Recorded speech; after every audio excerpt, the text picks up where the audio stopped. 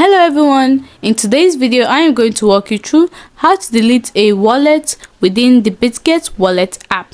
Now, deleting a wallet within the Bitget wallet app is a process that primarily involves removing the wallet data from the app itself.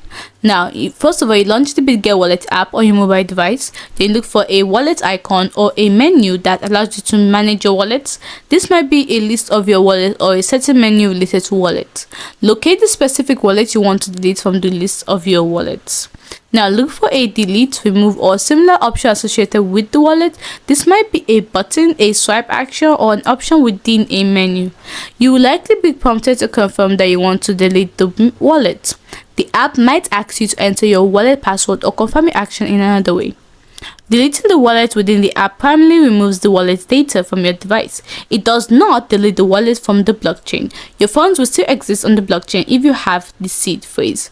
Hope you found the video helpful. If you did, don't forget to like, subscribe, and comment down below. Thanks for watching.